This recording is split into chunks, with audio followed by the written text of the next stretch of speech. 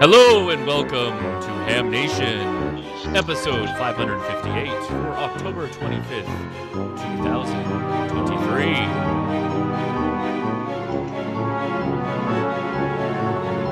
And hello everybody, I am Josh, KI6NAZ, but I guess I should say wubba lubba dub dub. That's what I'm saying today, everybody watching. Thanks so much for tuning in to Hamnation here on the Ham Radio Crash Course. Let's say hi to our ghoulish hosts and to kick off the show. Hello, host. How's it going? Good evening, sir. Good. So we got Randy up at the top. How you doing, Randy? Doing good. Got home from Pacificon. The ISS is going to be sending out SSTV, so we'll talk about that in a bit. One of my favorite ISS things, so excited to hear that's coming back around. And the cat himself is back. Gordo, how are you today, sir? Meow meow, back from Pacificon, which we'll cover in 2 weeks because tonight we've got something special. Yes, indeed. And Doctor, what is your name, Doctor? I don't want to get things. I need to put it into the malpractice suit that I'm putting together. I need to get the name right. Let's just call it Dr. Don tonight because we have mixed company. That's right. But I'm prepared for anything, so don't you worry about a thing. I have my instrument tonight. So. All right, and Amanda. Yeah, we're gonna hear from the news of the week from Newsline. Nothing from Dr. Scove tonight. She's in the waiting room, I think, actually. Amanda, how are you? Moving along. I'm glad I'm here and not in the waiting room because I'm going to need in a shrink's waiting room as well. Good evening, everybody. And happy Halloween for those that celebrate. Let's see. First, I got a great interview with, with Virginia in V5F, and we're going to be talking about a cult classic 80s movie and some things that she might be remaking from it. So stick around, and we got a great show. Josh and I will be paying attention to the chat room. And Bob was going to be with us this evening, but he could not make it on time. So other than that, our hearts and prayers go out to Israel tonight. And we are very saddened by the terrorist attacks there. And we're thinking about them. And we will be thinking about them until this conflict gets resolved. So we're with you, Israel. Indeed. Josh, you want me to just take it away? Let's do it. Wubba lubba dub dub. Okay. Well, hi, Virginia. How are you? I'm good. How are you guys? Good. And Virginia is dressed up as her favorite Star Trek character. What is your favorite Star Trek character? Well, I am a comms officer from Strange New Worlds. So, okay. See, I even got my headphones on. See, she comes prepared. Now, you can tell that she's been in ham radio a while. Virginia, what got you into amateur radio? Well, when I was in grad school, I had a professor who loved ham radio, and he figured out a way to talk about it in every single class he taught. And while I was studying for my comps, I also was studying for my Tech Plus license using an out-of-date Gordon West study guide, which helped me pass with flying colors. Hooray, Virginia. I was more proud of getting my ham ticket than I was of getting my master's degree that summer.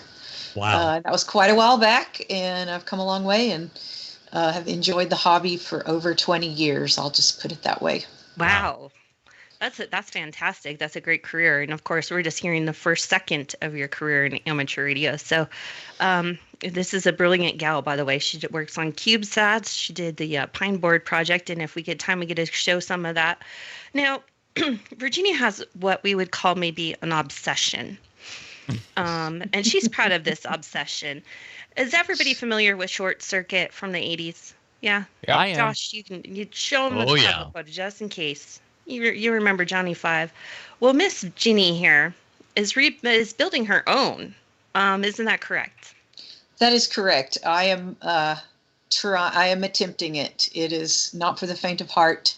There are several other people I know who are in the process of attempting it, and I know one guy who's actually pulled it off, and they inspired me because I have loved Short Circuit since the minute it came out when I was a kid.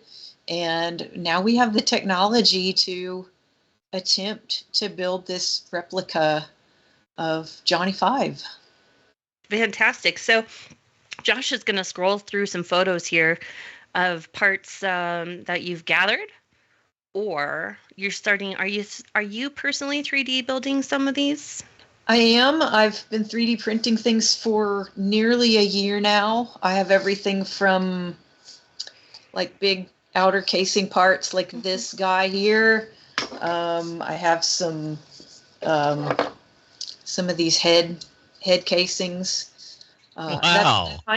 That's kind of what they say is if you can get the head built, that kind of inspires you to keep going. So I've been 3D printing all these things, and I'm just now getting to the point of starting to put the head together. And that picture Josh has there is the painted top of Johnny Five's head. I actually have that here. It's all 3D printed. Oh, it's so cool. And this piece here is one big piece. These are all based on, a lot of you guys might recognize them. They are classic electronic parts. These are resistors here. We've got some like op amps and voltage regulators, Anderson connectors right here. Really? And those were all and heat sinks, and they were all just used on the top of Johnny Five's head to make it look cool.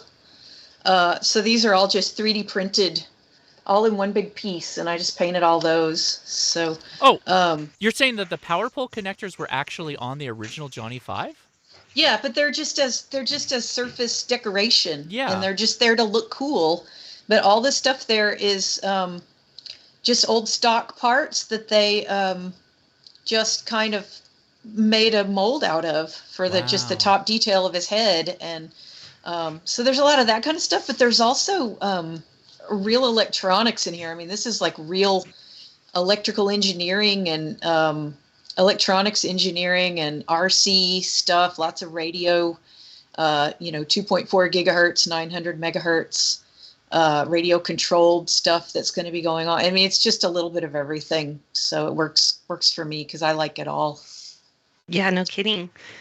So, of course. Oh, I saw the flappers on his eyes that you had up in another box too. That's so cool. Yeah, this guy here. Yeah. The eye flaps, they're so iconic. Yeah. And you just show an 80s person that, and they're like, Johnny Five, you know. Well, and didn't you say once you found one of the eye lenses, that's what inspired you to continue on? It really did. It really did. Let me see if I can find one of those. I've got one right here. This is, I don't know if Josh can cut to this, but this is a Wallensack 209 millimeter copy lens, and these are stock lenses that they used for the robots in the 80s. And I guess they found out a lot of them. They were the right size. They machined off all this stuff on the front and made it all brassy and pretty. And they painted the big iris that's in there, and made it into number 5's eyes. And a lot of people are wanting to build Johnny Five now. So these things have gotten really hard to find. I can imagine. Once I found these, I was like, okay, I'm on my way. So. Yeah, you can see how like bright and painted it is. It looks all metallic, and but it's just one of those, huh? That's interesting. Yeah, you just take it and like take the rear lens off of it and put it in a lathe and just machine off the black paint, and it's that pretty brass color. Now, who's that popular guy in that photo? That's Steve Gutenberg. Yeah, there in the blue next to Johnny Five. The Johnny Five, there's my friend Ryan. Ryan and Stacy are there, just on to the I guess to the right, Johnny Five's right. Ryan built Johnny Five over in the UK, and they had him here in September for a trade show.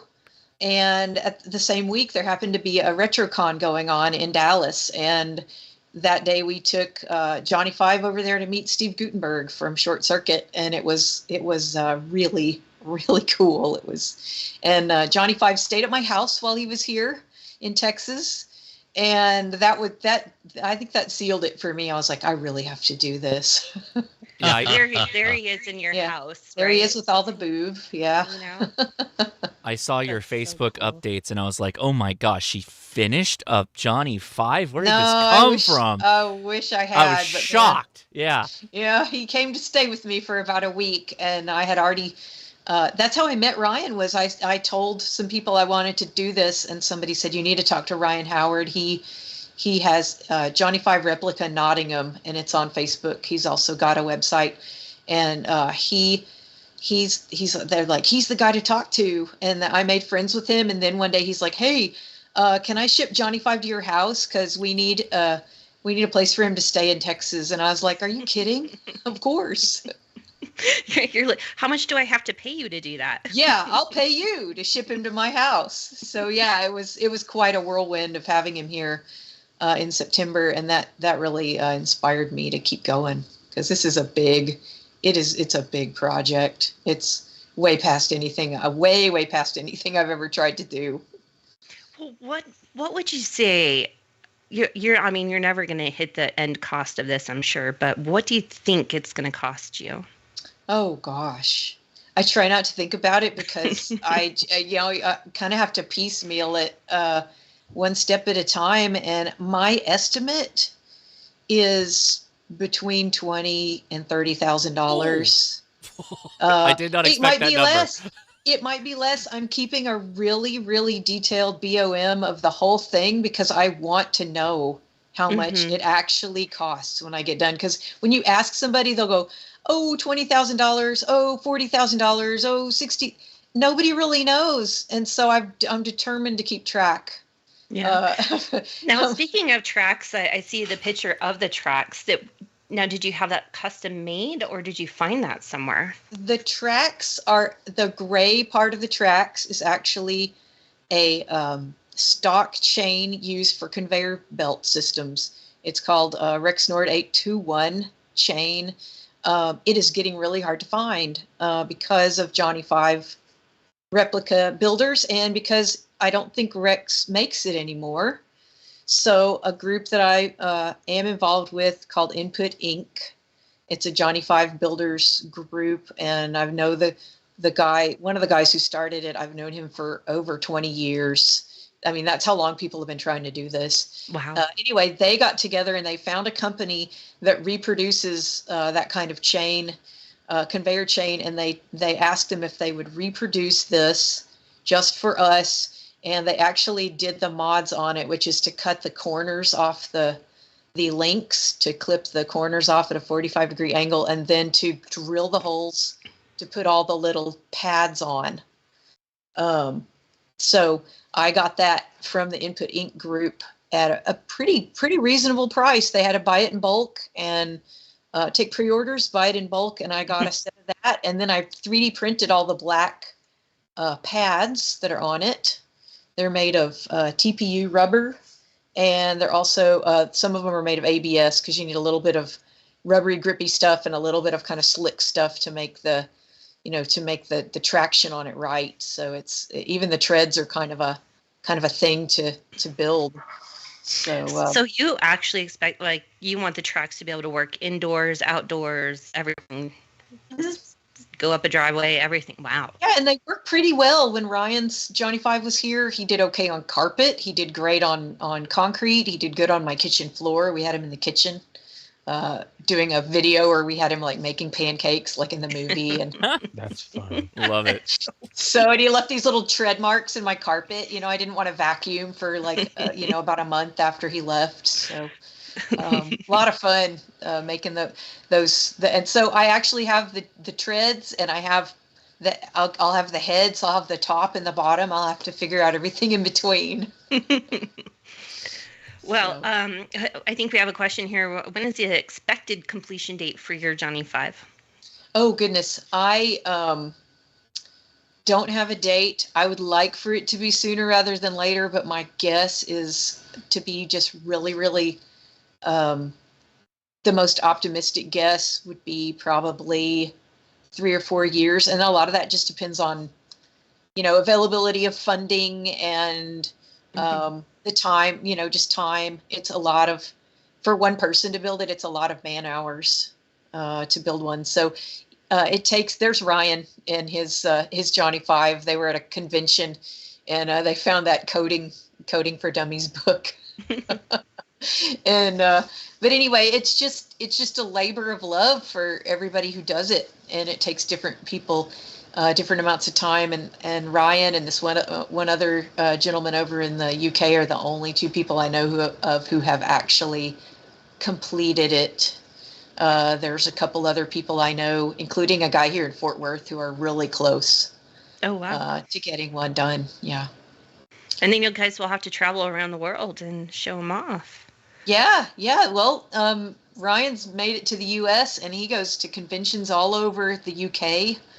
He's at a convention almost every other week or every week now. He's just... I can imagine this being fabulously popular at Comic-Cons everywhere. Oh, yeah. He goes to Comic-Cons like all the time now. Yeah. And another question from our viewers, what printer do you use? I use, believe it or not, the 3D printing people they're gonna smile at this a little bit. I use a Creality Ender 3 Pro. No way. Good for you. Yeah, I am like bare bones. There's a bigger printer I've got my eye on. I'd like to get an Elegoo Neptune 3 or Neptune 4 Max because of the big casing parts you need to print. Yeah. So I'm looking at trying to get like a good quality but simple, like large format printer. But all the stuff I've done so far, I've printed ABS, I've printed TPU, I've printed a lot of PLA. I've messed up. I've got tons of failed prints. I have taken my lumps and I will take some more, I'm sure. So yeah, that's what I use. And I think there's some pictures of the printer on down. Or that might be somebody else's. I'm not sure. Yeah, that's my printer. And the picture that was just up there is the actual, I've got that here, is the lip lights.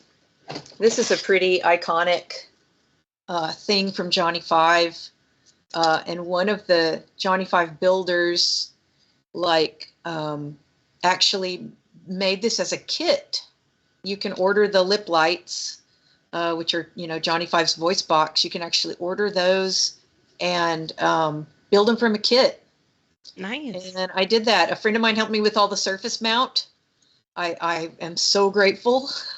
But I did all the LEDs and there's some neat, smart people working on this project all over the place. It's incredible.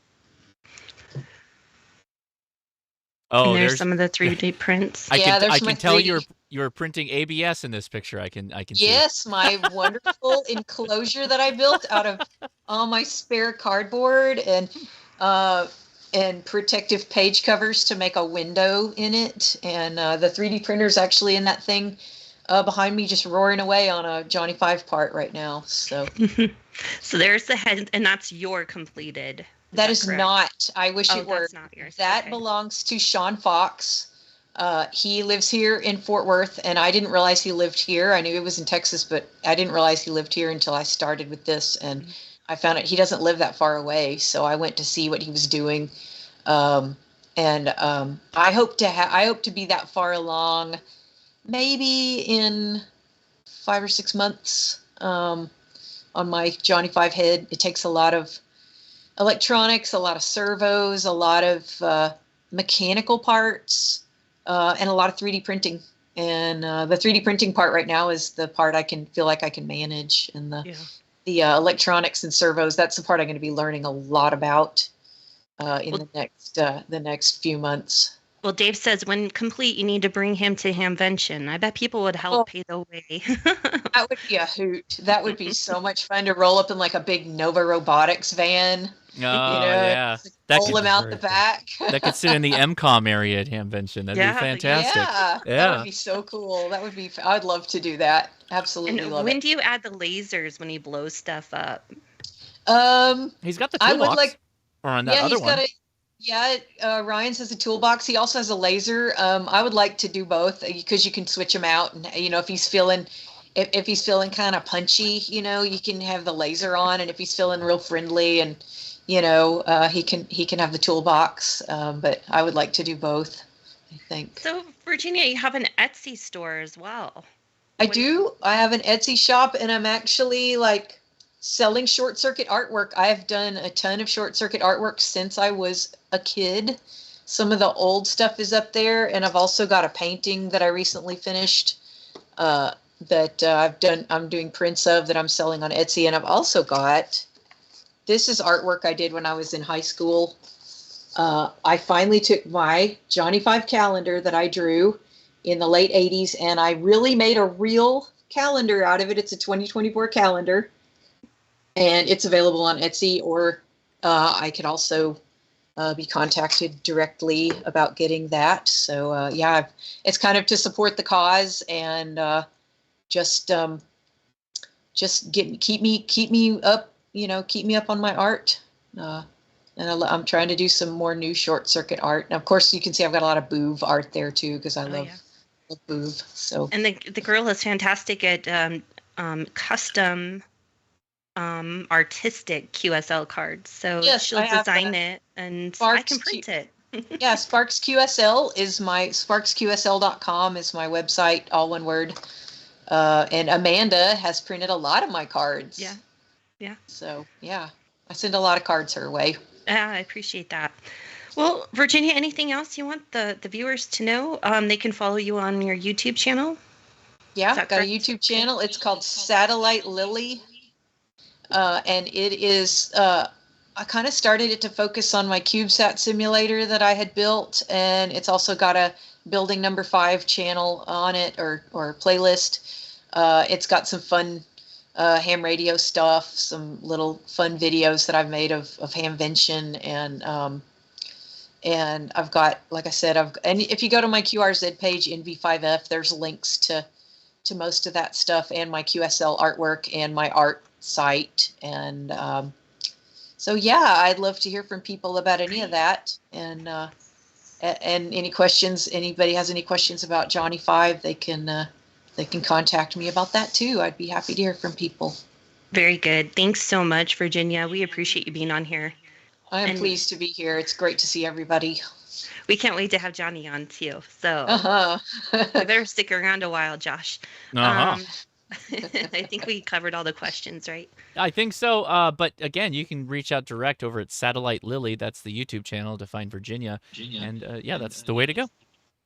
Thank you. Well, Virginia, stick around if you want to for the rest of the show. Sure. And right now we're going to toss it over to Gordo. Gordo, what you been up to? Take it away.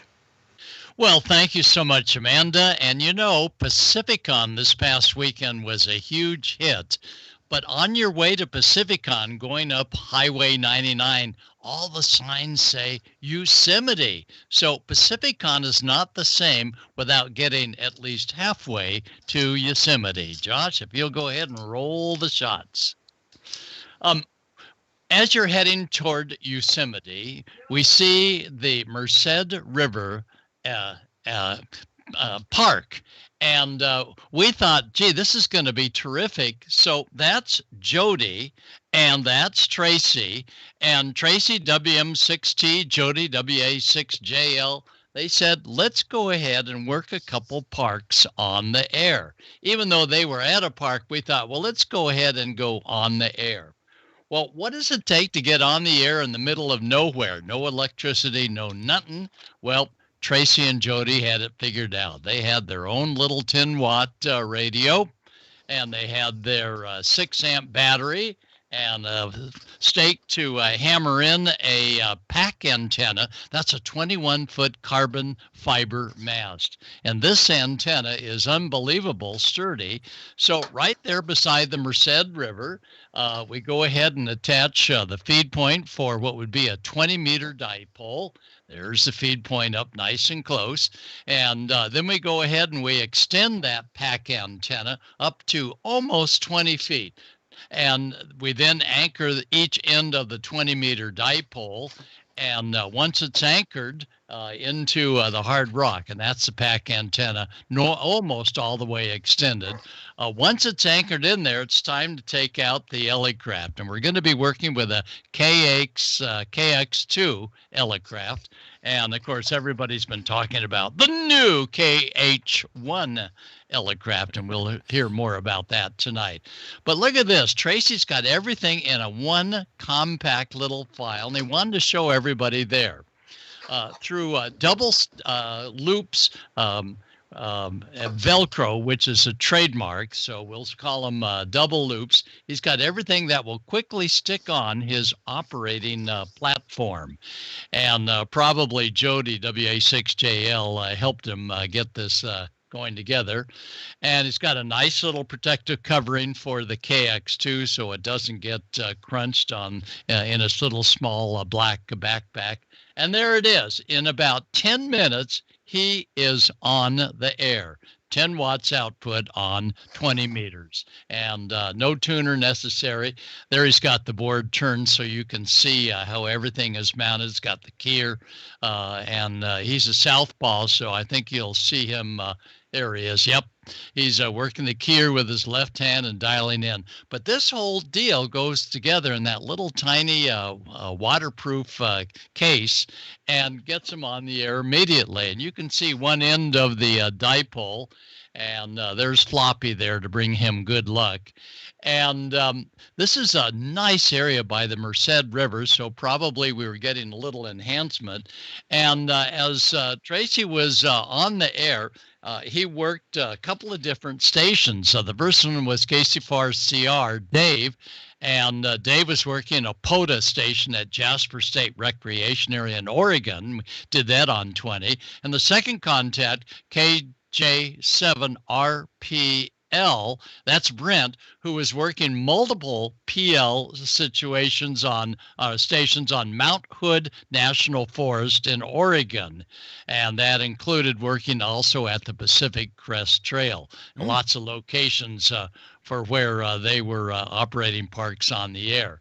Well, then the third person he worked was a friendly dog that came up and said, well, let's maybe take a gander as to what all these dots and dashes are about. Well, Tracy, as we were getting ready to close down, if you look real carefully up there at the top of the blue area, you'll see that there's a wire that goes from one side of the river to the other side. Well, that's not an antenna, but knowing Tracy and Jody, they're probably going to get around to tapping into that wire. So this just points out that whenever you're headed somewhere and you enjoy CW and working POTA stations, bring along your radio gear, have it hooked up, and that was a BioInno lithium iron phosphate. Looked like about a 6 amp hour battery. They make a 3 amp that'll run the radio as well, but we used a 6 amp, and we had a ball. 2 weeks from now, we'll talk all about the huge success of Pacificon and all the excitement we saw there. Question, Gordo. Amanda, any questions? Yeah. So the question we got from Phil says, Gordo, is that soda beam wire? And I know the answer to this, but if you want to take it, Gordo, if you know, I think he's talking about the antenna. Okay, the antenna was a quarter wave on 20 meters one way, quarter wave on the other. It was a dipole antenna, not a long wire. So that's a pack-tenna, right? That's made by... Well, the pack antenna was actually the elevated mast that telescopes up and locks into place, and it's carbon fiber, so it's even a little bit more rigid than fiberglass. And then that was Tracy got the feed point from somewhere else, and of course, wire is wire. So the mast was soda beams, carbon 6, and then the little body of the antenna, that was the pack antenna. I have a couple of those pack antennas. Yeah. Oh, yeah. Isn't that great? They're wonderful. That's George from the Ham Radio Workbench podcast makes those. So if you guys, it's a fantastic antenna if you can get one. That's right. Sure is. Let's see. Did you see any other questions, Amanda? I did not. Nope. There's a lot of people talking about Pac-Tenna or the Pacificon and the Elecraft radio, which we'll go talk about in the future. Handy when there's no picnic table, things like that. So, yeah. Make sure to go watch my video that I posted about that whole thing too on Friday. Yeah, the best part was this portable little table, you might say, that he anchors on his knees with Velcro. That's a trademark. That holds everything together, and it works slick, and he was set up in just minutes. All right, very good. Thank you, Gordo. Got it.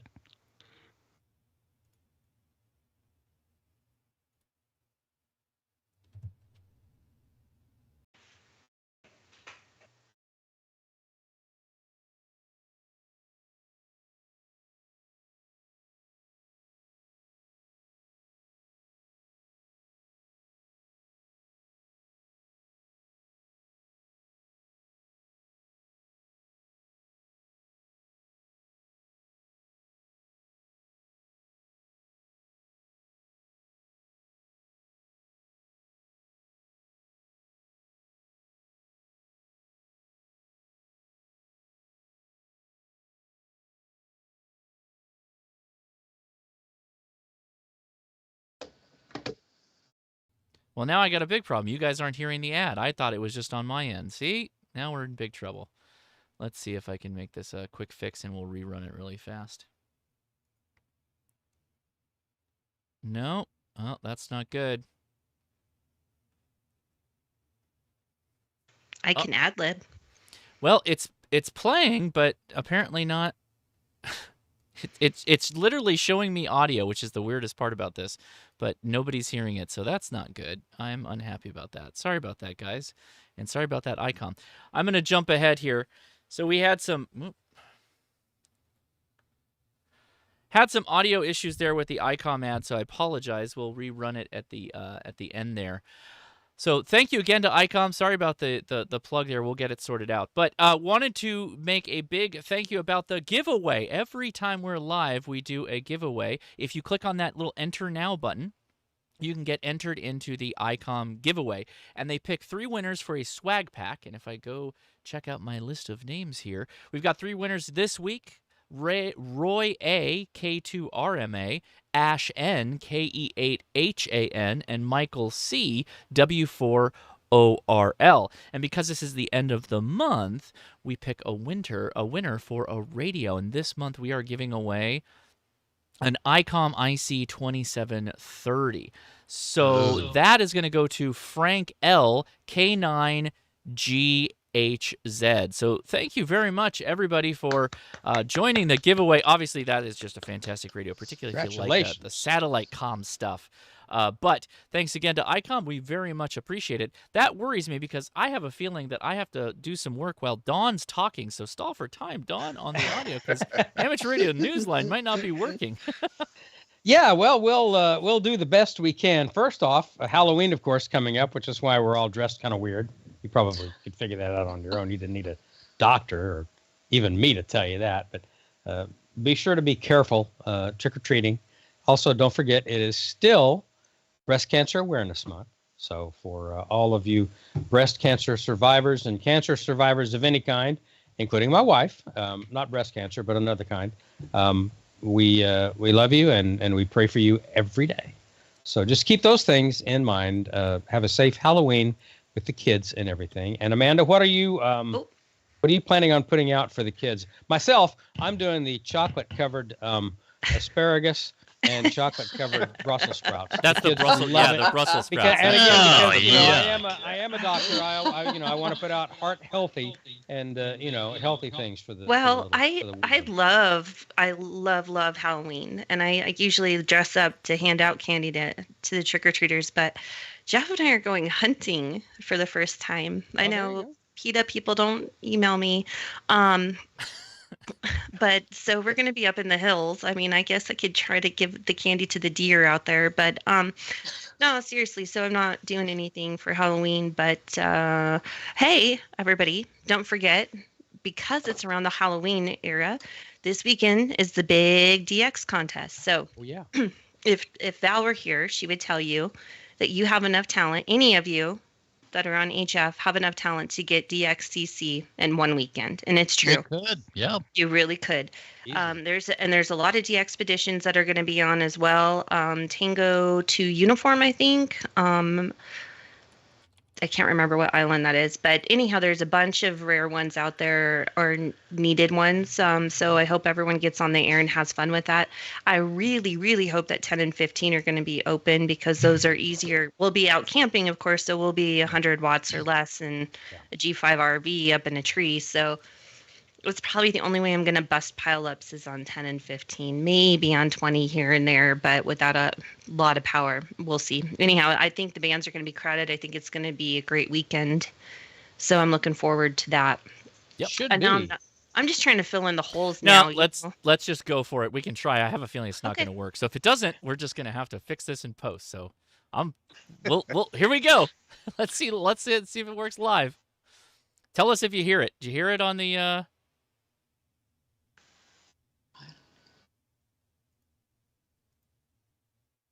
chat room?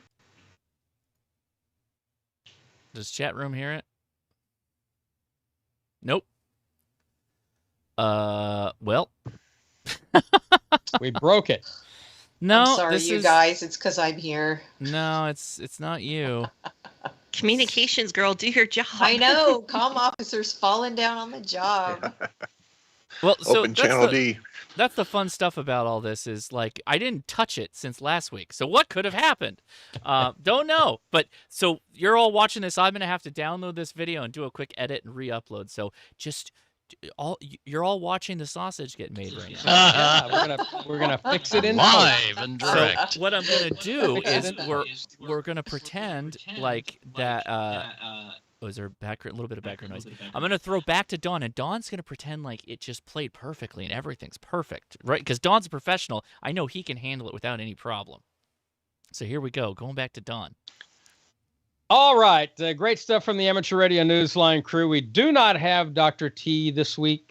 She has been very busy doing other things, so she did not have time to do a video for us. But, of course, check her out on X. You need to check her out on spaceweatherwoman.com.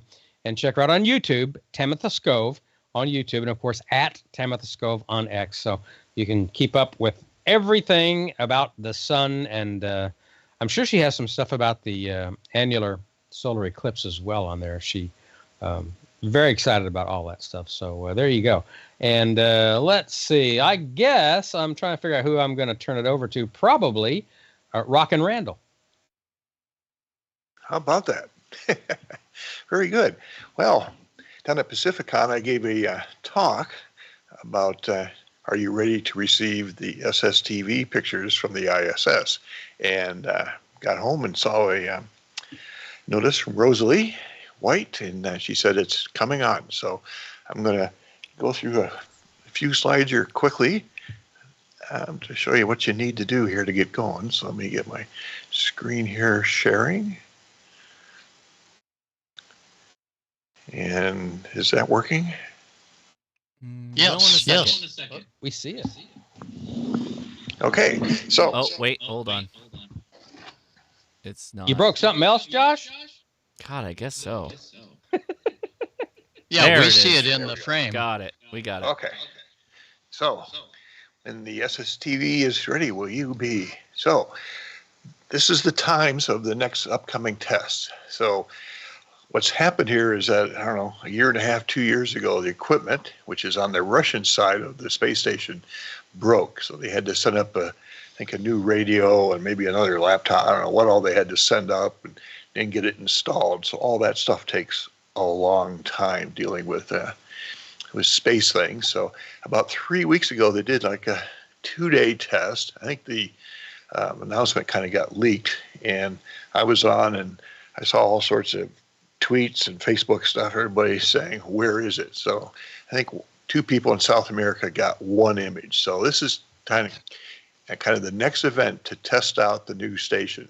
So it starts Friday at 8:15 a.m. Eastern time, and it goes through Sunday at 2:50 in the afternoon Eastern time, and then they do an EVA. So it's off until Tuesday morning at 6:05 East Coast time, and it runs through Wednesday afternoon. So it's about 4.5, 5 days of operating, we hope. So to learn about this, I don't have time tonight to go through all of this, but AMSAT UK has a great web page that goes through what you need to do to get everything set up to be able to receive and decode the pictures. If you were fast enough, you could have shot that QR code, but go look for AMSAT. I also did a video a couple of years ago where I go through everything that's that you need to do in order to receive the pictures, so you can watch that. So the 3 things you need to know to be able to do this is, one, is it over your head? Know how to receive it and how to take and decode the audio into a picture. So I recommend for people who don't have any tracking set up is to go to Heavens Above, and you enter in your station location. Just change your location here. So you get that set, and you can move this spot around the map, or you can put in your city or your zip code, and down at the bottom there's an update button, and then you should be able to go through here and do a 10-day prediction for the ISS. So I just did this afternoon. So on the 27th here, maybe this 5 o'clock pass here, East Coast, West Coast time and stuff. But anyway, this tells you when it's coming over the horizon, and this defaults to 10 degrees. So when it's 10 degrees above the horizon at 5:06 is when you'd be able to start the pass. The maximum elevation would be 34 degrees at 5:09. So that's, about 3 minutes. And then at 5:12, about 3 minutes later, it dips below 10 degrees. So this is what I recommend for the new people, because you don't have to get your phone configured or a tracking program on your computer. They do transmit on 2 meters, 145.800 FM. Doppler is not too much of an issue on here, so you don't have to worry about it. If your radio does have a wide filter option, select that. It's a strong signal. They transmit at 10 or 25 watts, so it's a lot stronger than the little satellites that are up there in orbit. They use PD 120 SSTV format, and this takes 2 minutes to send the picture. And then in the pass, they have pause for 2 minutes, and then they go on to the next picture. And in the past, they've had like a 12 picture rotation. So it just keeps going through a sequence of 12 pictures. So you saw that pass was about 6 minutes. If you're real lucky, you may get 2 pictures during a pass. Come on, change. There we go. You can hear it with your HT. And if you're using an HT, you don't point the antenna at the space station. You point at the antenna broadside, because the null point of the antenna is off the tip. A simple scanner will work. Your mobile radio and mobile antenna will work really nicely. If you got a mobile radio at home, that works great. A simple antenna may work better than a high gain vertical antenna. I have a video how to build a quarter wave 2 meter antenna out of 5 hunks of wire and a connector. If you have a high gain 2 meter antenna, the pattern is real narrow towards the horizon, although that's kind of what I use and it works good. So, and if you have an AMSAT station with tracking beams, that's kind of the ultimate setup. Software to take and decode it. My favorite is the SSTV program for Windows. This is free. It's been around for an awful long time. It still runs. It still works. It works well. There's other software for iPhones, Android, Mac and Linux. So you'd have to hunt around. So this is what SSTV looks like. You can see the audio spectrum here from 1200 to 2300. So at 1200 is the sync tone that marks the start of the line, and the video information is from 1500 to about 2100. So you'll hear this, these audio tones, and it's very distinctive in this type of area in the picture versus what's happening down here. So it's kind of interesting when you hear it run. So In MMS TV, you can have it automatically select the decoding software or mode, but I would recommend if you right-click on one of these buttons here, you get this menu pop up, and you can assign one of those buttons to say PD 120, and then you can click on that, and that's what it will only try and take and decode. Because if it misses the header, if it's still below the horizon, you want to be able to have the program knowing that PD 120 is the format that it's running in. So if you're new to this can get real busy, like a one-arm paper hanger. If you're trying to track it with maybe a tape measure antenna, trying to receive it and trying to decode it, that's a lot to get right in the beginning. Your chances of success are probably pretty slim. What I recommend is you split the process into two parts: receive and record, and then playback and decode. So concentrate on getting the best recording while it's happening live. Then you can play around after the pass. And if it takes you 2 or 3 tries to get the decoding software to work, that's what happens. So it works great. So the recording, you can just run a little app on your phone and just record it from the radio. Some radios actually can record the audio to an SD card, so you can play that back in the computer then. When you play back your recording, you can hold it up to the microphone in your laptop and watch the software run. Now this won't give you the best quality, because sometimes room acoustics and echoes and stuff can affect the quality of the picture, but it'll get you going. And the thing with this is to get started, have some success of to receive an image, and then improve your station. And this is about a 4 or 5 day event, we hope, and that gives you lots of time to try and start off simple and improve your setup. Practice decoding. I have a video of a bunch of passes, so you can see the tracking program here run and see MMS SSTV run, and you can practice with your decoding software with that ahead of time. Hints: open up the squelch on the radio. You don't want to have the squelch too tight and miss the beginning of the pass. Some radios you can record directly to the memory card. I like to, at home here on my home station, I have a 9700 and USB audio and control going over the computer. So I let it run 24 hours a day. MMS SSTV will collect up to 64 images. And you can go in and delete the noisy ones and the junk and save off the good ones. Practice decoding the pictures with my video, and you will receive a lot of partial and noisy pictures. Don't get discouraged. Improve your antenna and your radio computer interface, and you'll see much better success. So it's a fun event. You can post your pictures to the ISS SSTV gallery. So this is where people from all around the world will post their pictures, and they really want people to do this because they're constantly doing reports to NASA about the amount of activity that these events take and generate. So they need as much PR and people involved with and these SSTV ISS events.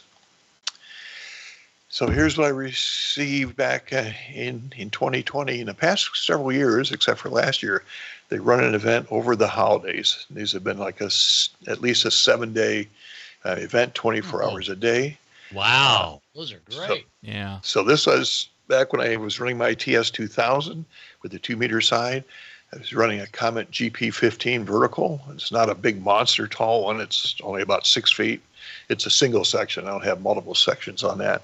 And again, the MMS SSTV software. And these are, of course, all my best images from that week-long event. And you'll still see noise bars. And in this one here, that was the best I could ever get that picture. It seems like some days you get the same pictures each pass. So you kind of have to wait for the timing to kind of drift out of sync so you can get some different pictures. So that's what's coming up, and get out there and that's what's coming up, and get out there and get your radio and try and get some pictures. It's great. That is great. Wonderful, Randy. Yeah, Thank you. Good stuff. Good Your stuff. talk at Pacificon was packed. Yeah, we had about, I think, 40, 45 people there. And in fact, when I started the class, I was standing up front and I said, everybody wave to Rosalie. So I got a picture of everybody waving. So I sent it off to her, and that'll be in her NASA report. Terrific. There is a question. There is a question we got here. Does noise reduction features on SDR degrade the picture when trying to decode? I've not tried that before. I've not tried that. I would, until you get the system working and reliably decoding, I think it would stay away from any additional things like that going on. I mean, that's always the goal, is you want the strongest signal into your radio as possible. Right. And if you record that audio directly off the radio, that's the best. And Sure. then you can, just as you said, you can rerun it multiple times until you find something that works for you. That's the best way I've seen it done. Yeah. Same with working on just normal satellites. Record your QSOs. Oh, yeah. That way you don't have to do It's that happening as well. so fast, people can't keep up with Too fast. Yes. with the logging. Yeah. So, well, thanks, Randy. We appreciate that. Any other questions? I didn't see any others. Okay, I do. Josh, I'm going to send you a link just to kind of piggyback onto that. This weekend. I sent it on chat. Fine. Sorry. That's fine. This weekend, October 27th to the 29th, is the Earth, Moon, Earth contest. So they have this big old Look at that satellite. Picture. Look at that picture. Isn't it gorgeous? That's my backyard. Yeah. Yeah. That's it. Is it really? Anyhow, in Kiowa County, Colorado, every ham is invited to come and play and have some fun with some EME activity. And Kiowa County is really rural. Like it's probably 3.5 hours away from Denver, and it's near the Kansas border. And so it's just out in the middle of nowhere, which probably makes great quietness for this array here. But anyhow, Gordo, do you play around with the EME much? Yeah, I plan to be listening to the satellite, and I've got a couple of M-squared satellite antennas that are omnidirectional that look almost straight up. So we'll hope for a good overhead pass. So best success all. Yeah. So if HFDX isn't your thing for this weekend, get on it. Listen for some EME stuff, and you can have some fun that way too, or learn something, or find something you didn't even know existed. So the last three things we mentioned today, between Gordo's POTA activation, Randy's SSTV, and Earth, Moon, Earth, are all available to technicians.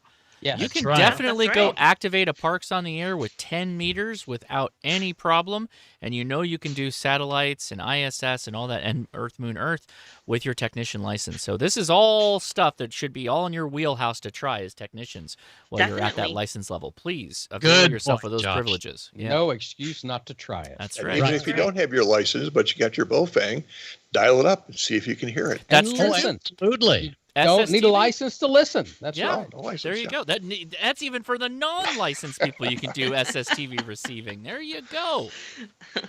And send them cards if you hear them. They would love to know that they were heard somewhere. Somewhere random. Yeah. Right.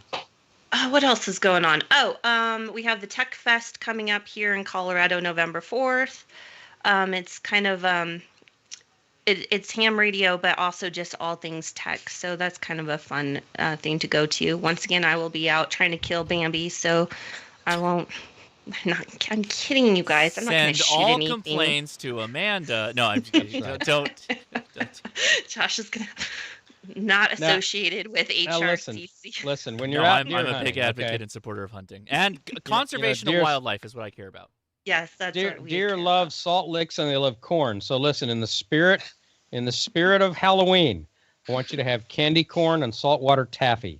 There you They go. can have it. Bambi can have all they want of that.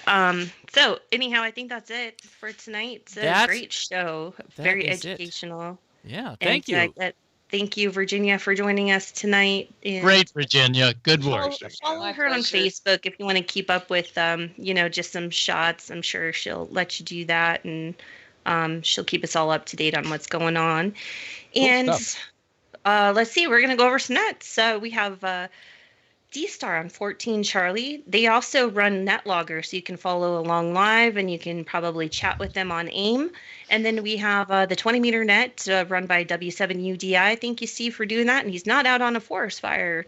So, yay, he's around 14,272. And look for Kev on around 7192. And we appreciate our net controls very, very much. So thanks, everybody. You're wonderful and keeping us all involved. So with that, join us again when our next episode is going to be November 8th, which is also my mom's 71st birthday. Wow. So happy birthday, Mom. Yeah. I don't know if I'm going to be here or not. We'll see how it goes. Oh, you got to hang with Mom. Yeah. Or have Mom on the show. Have with Mom you. on the show. That's it. Maybe I can get her and my dad to come over. He's still in the hospice care, but he's at home hospice care, so that's a little bit better. So he gets around a little bit. Good. And he had some problems last night, actually. He had to get some morphine in his system. He had some stomach pain. But anyhow, he's doing a little bit better today. And I'm going to call him after we get off the show here. So happy Halloween, everyone. And send us also post your pictures on our Facebook page of your SSTV captures. So I got anything else, anyone? Yeah, one thing, my Saturday live stream is the Halloween theme live stream, and I've been doing this for years. And we're not talking about number stations. We're going to truly do something weird and interesting. 2 weird and interesting things. So join me out there. I think you'll have fun. I will be demystifying one thing, and then we're just going to do some random destruction for number 2. So please join me. All right. I'm all for both of those. Let the smoke out. Yeah, that's right. I'm all about that. So, appreciate you guys. Thank you so much for watching. Anybody else? Prayers for Israel, and remember it's still Breast Cancer Awareness Month, and be safe on Halloween. Please. There you go. Yeah. All right, everybody. 73. 73. Good night, everyone.